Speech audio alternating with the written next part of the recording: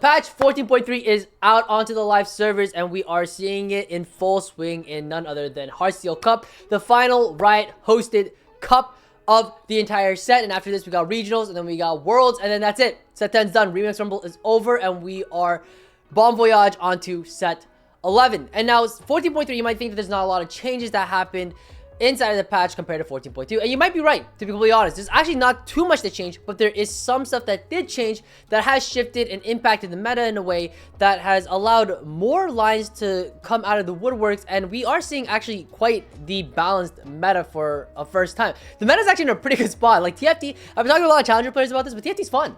Like, TFT is actually pretty fun.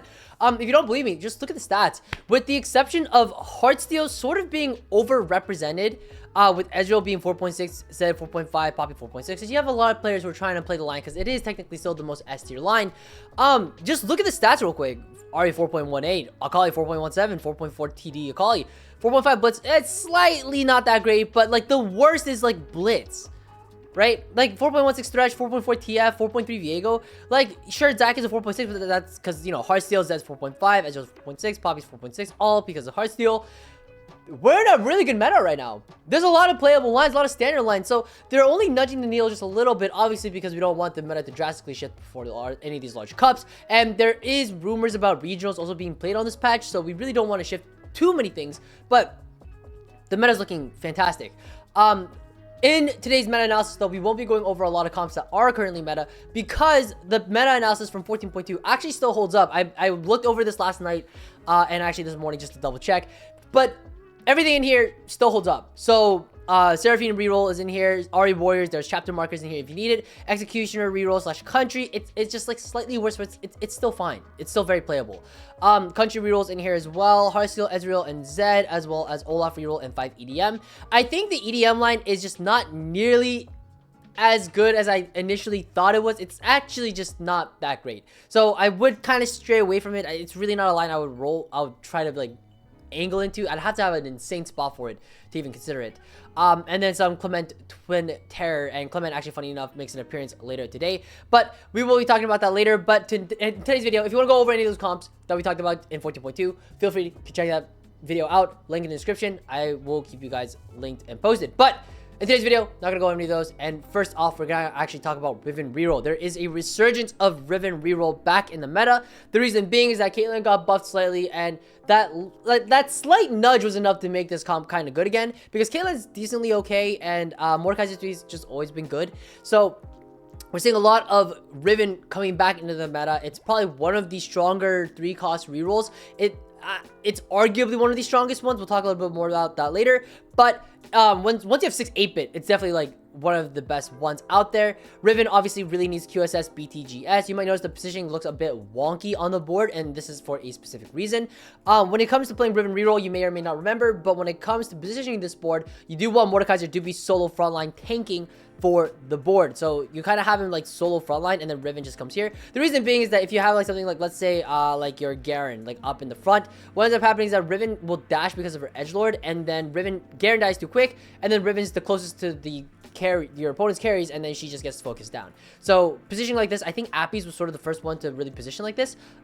Really crucial. You might also notice that Caitlyn actually is holding the Lost Whisper here. I actually think that this is slightly better than having Evan Shroud on Mordekaiser. You can correct me if I'm wrong, but Evan Shroud is still perfectly fine in this comp, and a lot of people would argue that it's S tier. But I mean, I think Caitlyn is a fine Last Whisper holder, but obviously Evan Shroud on Mordekaiser if you need it. But I do really like just having 3 tank items on Mordekaiser, especially because of the way that we position him. Gargoyle Warmogs feels really great, and Crown Guard is just one of his best items. So having this triple bis and then Riven is also really nice. Obviously, Mordekaiser is very contested in the meta. Pentakills in the meta. We're seeing Kayle reroll coming in a Resurgence. We'll talk about it later. But Mordekaiser is a lot taken, so Mordekaiser 3, Riven 3, it's a bit of a fever dream. It's a bit of a high roll, something you won't see every single day, rarely ever. But if you ever get it, it's basically a first. 8-bit spat always goes on Viego as usual. The line itself has not has not deviated too much.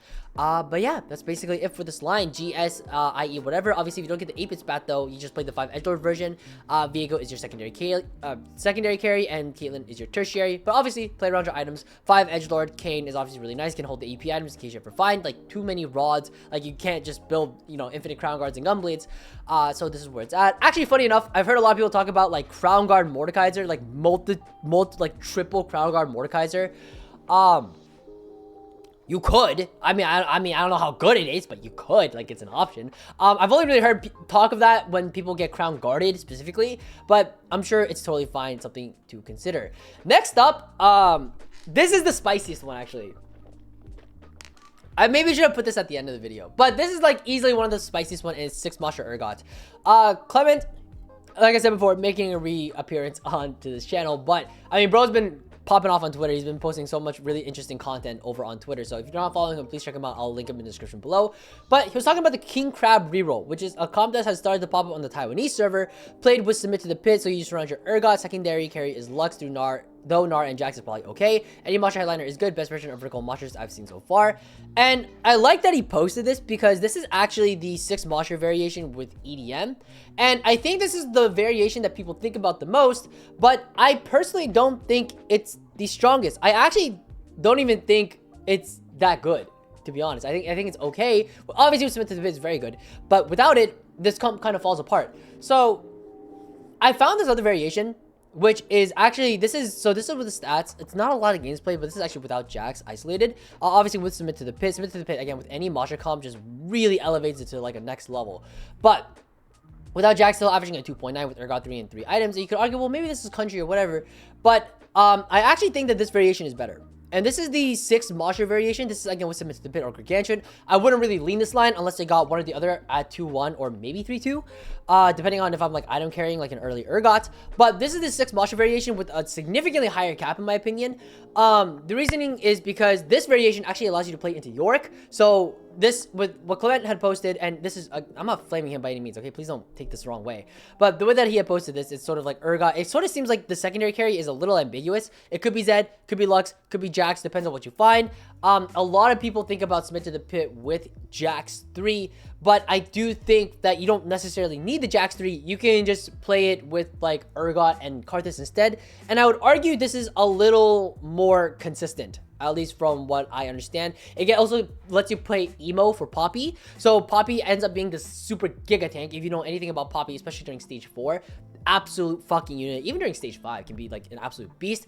This is obviously a bit of a higher roller situation because you are playing the Alawi for the tentacles for Bruiser and a little bit of extra like corner bait, but you also get to play around the Yorick, which is super nice because Yorick is just easily one of the strongest 5 costs in the game at the moment, especially because you get pentakill activated. And I think people sort of forget that pentakill, especially 3 pentakill, is super strong. It's a large team-wide buff across your whole board.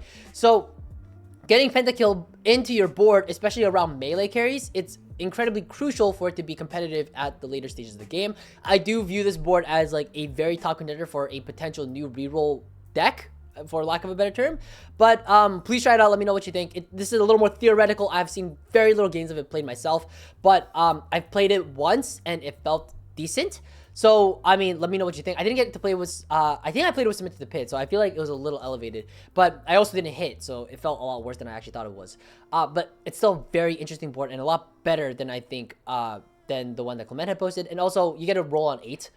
You just basically tempo to 8 with Urgot 2, and then you just roll on 8, hit everything, and then you get to go 9. Obviously, you're not capping out harder than something like Heartsteel or whatever, but it's still perfectly fine. For Urgot stats for BIS, GS, Titans, and Red Buff seems to be the adjusted place for item trios. This sounds correct to me. I don't really have any sort of reasoning as to why I wouldn't think this is correct, but I do think this is really great. Definitely an alternative to think about, and obviously you are trying to cap with the Yorick. Yorick 1 is also a beast. I think Yorick 1, Urgot 3, it's more than enough to go 9 with, so take in consideration. You can also opt out, maybe play a Ziggs, level 9, depends on how you want to roll with it, but I still think it's super strong.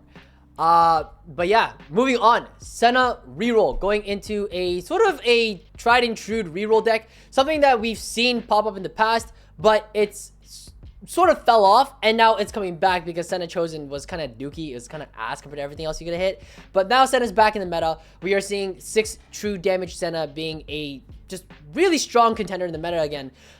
It's not the best of rerolls. Obviously, your Rivens are going to cap out higher. Your Lulu has a little bit more consistency. But Senna is still totally fine. If you have a lot of Sennas in the early game, it's definitely something to consider playing. We have been seeing it a lot pop up during the Heartsteel Cup. So a lot of Senna 3. And I think somebody had played Senna 3 with, like, whatchamacallit. I think when Stars Are Born, they hit the early Senna Chosen. Or they hit the early Senna. They just 2-starred it, tempoed with it, 3-starred it, and then they did perfectly fine with it. You do play the 6 true damage version. You do play with the super fans, but the highest cap obviously includes the Qiyana. Qiyana is a huge factor in really boosting the level of the comp in terms of consistency and damage. You also get a cap out with taking super fans out. Again, with the Caitlyn buffs, we are seeing some people starting to tap out of super fans and then switching into Caitlyn. Ideally Lucian, to be completely honest here, but because Caitlyn needs the 8-bit stacking before she starts like really ramping up, and obviously you also have your items thrown onto the Kayle here. So this board in general like really is hungry for items and components. So things like the Lucian here to cap out with Jazz is super nice as well. So just keep that in mind. In terms of BIS, you might notice that it's a little different between the super fans and like the sort of the end game, if you will. The reason being is because her super fan items actually show Jin, but for whatever reason, based off the stats, Ginsu's Nashor's Rabadons seems to be pretty fucking nice. So pretty interesting. It's nice to have a little more Ginsu holders in the meta, especially because Ginsu is not that common, but it's still something that is super great on Senna. But nonetheless, moving on, talking about Ginsu's Twisted Fate. Twisted Fate has come back into the meta. It's not like an S tier comp anymore. It wasn't like 3 people are contesting Disco every single lobby, thank fucking God. I mean, now it's 3 people contesting Heartsteel every lobby, so maybe not, thank fucking God. But Twisted Fate is so fucking good. Like, it's actually back. Like, it's good, and it's good enough that it can secure you top 4s, which is great. The problem, though, is that Disco requires a little bit of high rolling. You kind of need the Ziggs. You definitely want the Alawi. And we're actually seeing in tournament, a lot of people are sort of opting out of things like, even like Zac 2, and they're opting for like an Alawi 1. Like, that's how crucial it is to have this Alawi on your board, because it's super important to have the tentacles for just the extra bait for things like Karthus and the Akali and whatever. So the comp does require a little bit of high rolling, and also it doesn't help the fact that this comp also requires a lot of things to go right. What I mean by that is that you really can't take like an economy augment with this comp and then expect to do well. Like, obviously, like if you hit everything, sure, whatever, like it'll always do well. But like fuck me, like you need keepers. You kind of need like good augments. You need keepers. You need last stand. You need like little buddy. You need like something to push it over the edge to make it super good. And also with the legendaries. So obviously you can still cap out without it, but it requires something, like something. You just need that push for it to go well. Obviously Twisted Fate, Blitzcrank Chosens, these are the ideals. You can actually get to 9 pretty decently with just like a TF1, and that's totally okay. But Blitz 2 is like kind of it's kind of really needed. Especially if you're lacking on the front line without the Alawi. But like I've seen a lot of people go 9 with just like TF1. It's surprisingly stable, and it actually is a really good low roll punisher. So the people who are playing Heartsteel and then you like roll into them, but you're like TF1, you're kind of chilling because they have like an Ezreal 1, Z1, Poppy 1 because they don't know how to play the game, and then you just win out. So that is kind of where we're looking at that. Obviously, Sona is sort of the mega cap, but obviously no items. It's probably going to be a Lulu over the Sona. There's a lot of debate, which is kind of weird, how it's like, do you want a Lulu or do you want a Sona if they're naked? That's a weird question. I don't want you to answer that. Anyways, moving on. Like, out of context, I don't like that. One last thing to note, again, in case you have forgotten about the ball stack positioning, the ball stack, TF has some weird terminology.